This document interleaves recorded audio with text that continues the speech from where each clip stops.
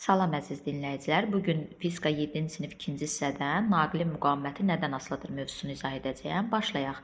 Nicat sadə elektrik dövrəsi qurdu. O lampanın daha parlaq yanmasını istədi. Dostları bunun üçün ona bəzi təkliflər verdilər.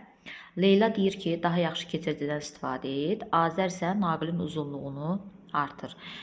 Sizcə hansı şagird haqlıdır? Leyla haqlıdır. Daha yaxşı keçiricidən istifadə etsə, daha parlaq yanar lampa.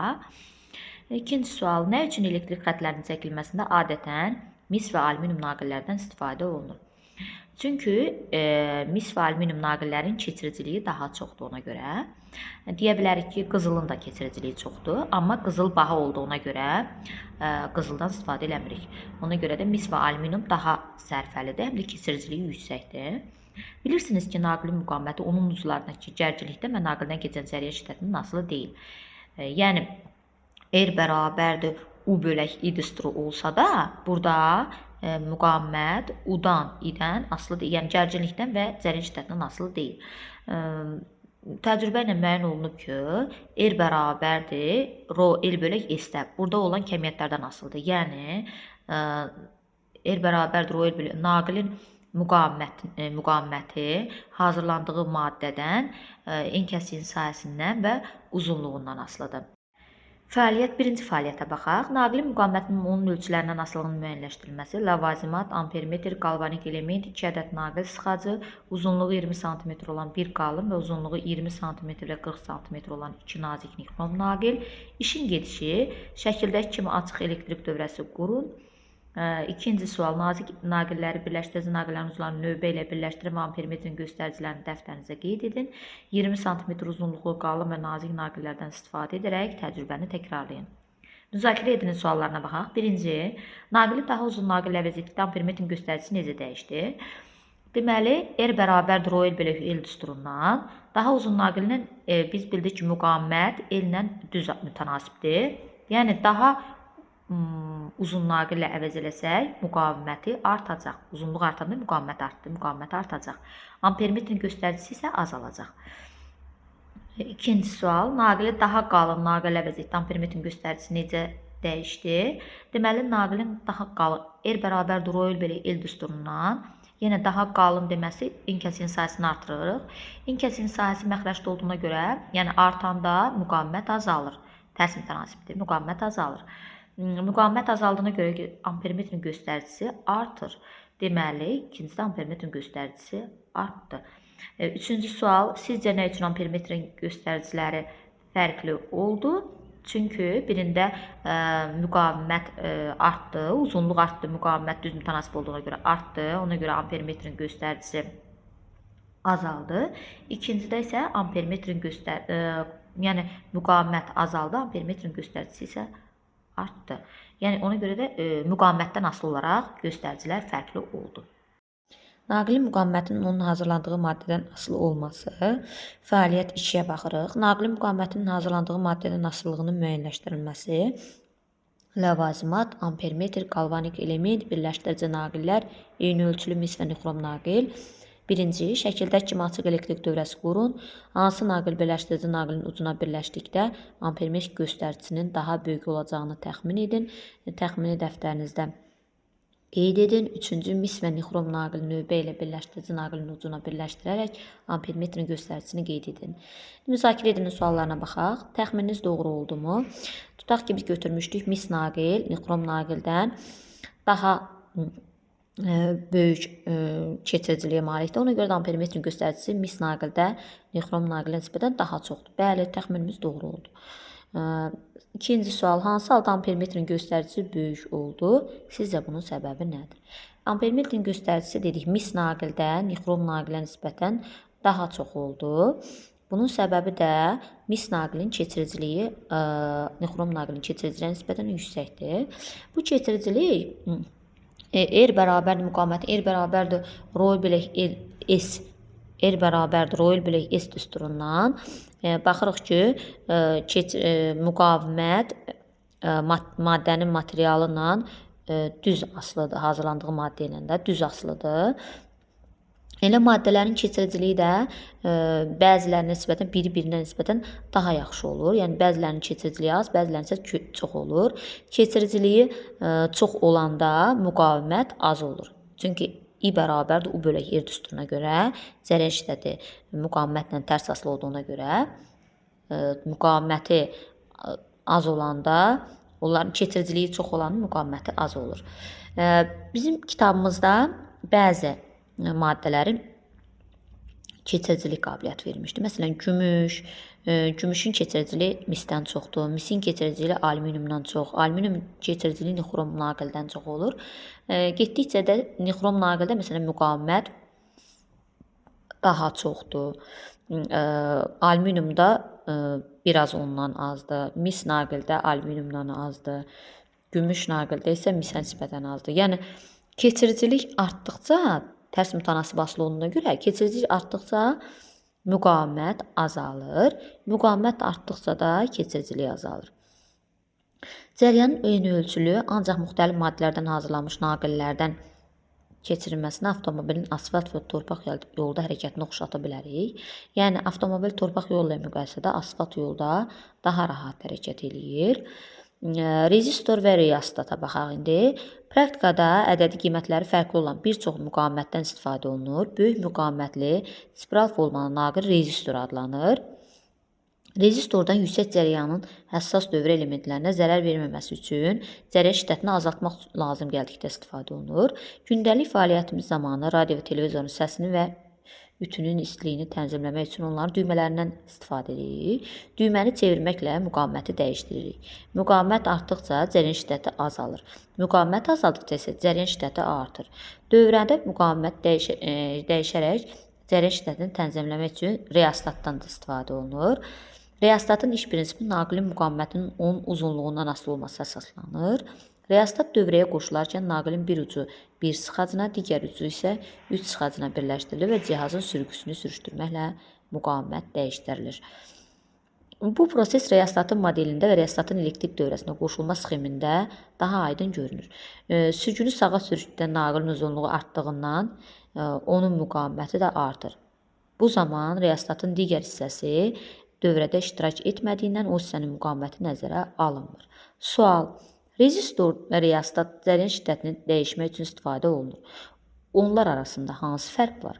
İzah: rezistorun müqaviməti sabitdir. Onu dövrəyə qoşduqda cəryan şiddəti müəyyən qiymətdən yüksək olmasına imkan vermir. Reostatın müqaviməti müəyyən aralıqda dəyişir. Dövrəyə qoşulmuş halda olarsa, onun müqavimətini artıraraq və azaldaraq cəryan şiddətini dəyişə bilərik. Düşün, müzakirə et, paylaş. Rezistorlarda naqilin spiral formasında sarınmağının səbəbi nədir? Rezistorda naqilin spiral formasında sarınmağının daha böyük müqavimət yaratmaq.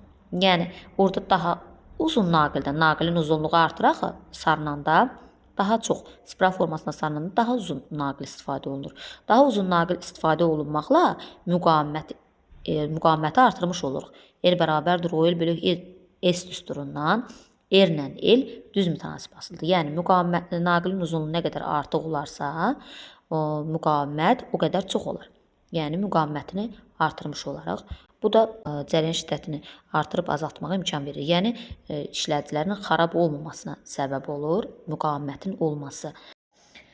Öyrəndiklərinizi tətbiq edin. Birinci tapşırıq. Nigar şəkildəki kimi elektrik dövrəsi yığdı. Dövrənin A və B uclarına hansı naqili birləşdirdikdə lampa daha parlaq yanar? Biz baxırıq, müxtəlif A variantında nixrom naqil 2L-də uzunluğu olan S sahəsi S-dir. B variantında mis naqil 2L uzunluqlu 2S enkəsikli. C variantında gümüş naqil L uzunluqlu 2S. D variantında gümüş naqil 2L uzunluqlu S enkəsik sahəsi S olan və E variantında mis naqil L uzunluqlu 2S enkəsik sahəsini. Deməli, biz bunlara baxırıq birinci R bərabərdir O L bölək S düsturuna görə. Yəni, I bərabərdir U bölək R düsturundan. Burada cəryan şiddəti müqavimətlə tərs asılıdır. Yəni, müqavimət daha parlaq yanması üçün müqavimət kiçik olmalıdır. Müqavimət də R bərabərdir O L bölək S düsturuna görə hesablanır. Yəni, müqavimətin kiçik olması o deməkdir ki, enkəsin sahəsi çox olmalıdır. naqilin uzunluğu kiçik olmalıdır və keçiriciliyi aşağı olmalıdır. Rho aşağı olmalıdır, keçiriciliyi aşağı olmalıdır. İndi baxırıq biz. Burada eli kiçik olan hansılardır? Eli kiçik olan baxırıq. C variantından Y variantı biri eldir, digərləri 2 eldir. Esi böyük olan E variantından C variantı, bir də B variantı, amma B'nin eli çoxdur. Ona görə B'ni çıxdıq.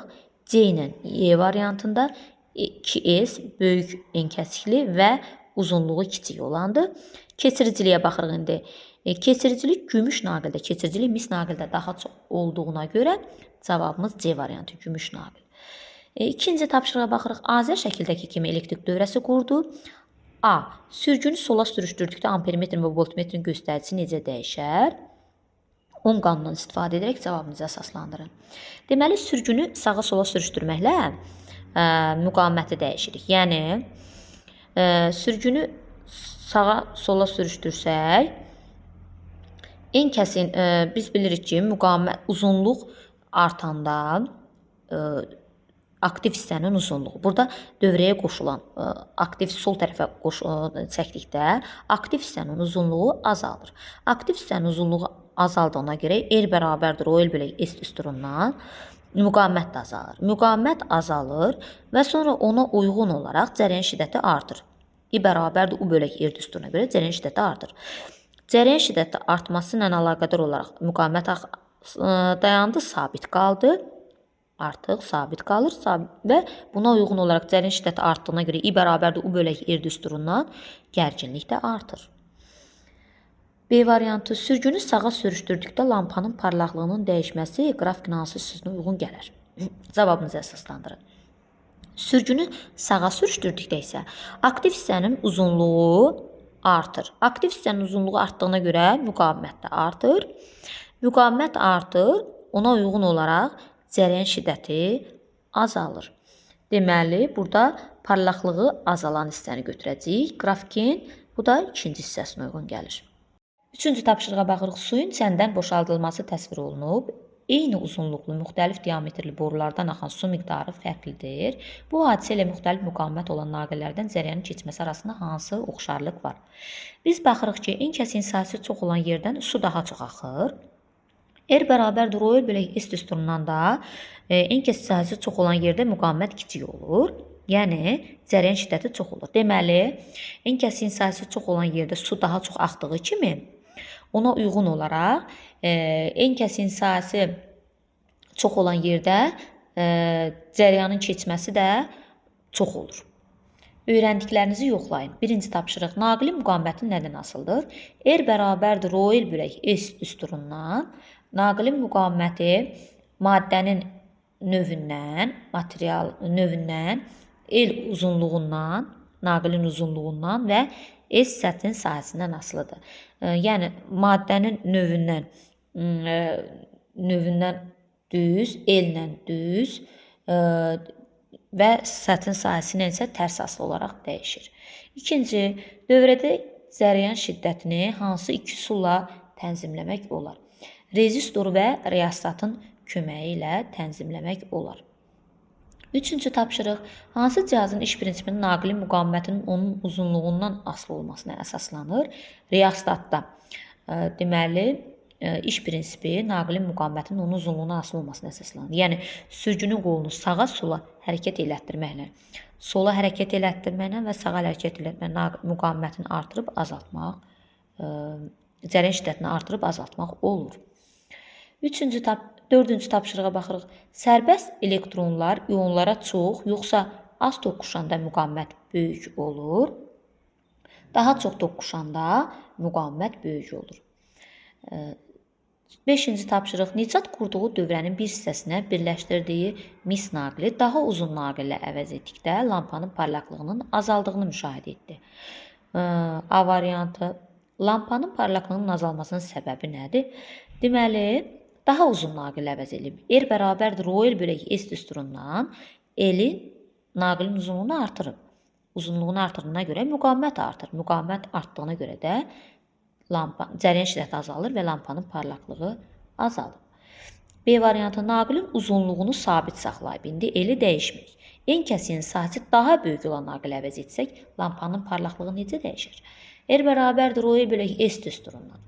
İndi eli dəyişmirik. S-i artırsaq, deməli, müqavimət azalır. Müqavimət azalır. O da cərəyan şiddətindən tərs asılı olduğuna görə müqavimət azaldığından cərəyan şiddəti artacaq. Yəni, lampanın parlaqlığı artar. 6-cı tapşırığa baxırıq. Leyla maddələrin elektrik keçiriciliyini yoxlamaq üçün K və L uclarına növbə ilə eyni ölçülü mis, gümüş və plastik çubuqlar bağladı. A variantı. Hansı halda lampa yanmaz? Buna səbəb nədir? Deməli, plastik çubuqda dielektrik olduğuna görə bu zaman lampa yanmayacaq. Çünki o dielektrikdir. B variantı. Hansı halda lampa daha parlaq yanar? Nə üçün? Keçiriciliyinə baxırıq. Gümüş naqilin keçiriciliyi mis naqilin keçiriciliyindən daha çoxdur. Buna görə də gümüş naqildə lampa daha parlaq yanar. Keçiriciliyi çox olduğu üçün.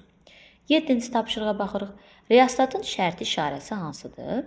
Reostatın şərti işarəsi biz dedik, sürgünün hərəkət eləməsindən, yəni sağa sola hərəkət elətdirilməsindən asılıdır. Bu da C variantıdır, reostat.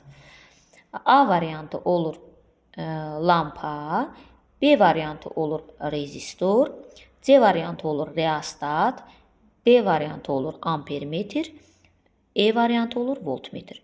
Bu qədər uşaqlar, sağ olun, bəyənməyi, abunə olmağı unutmayın.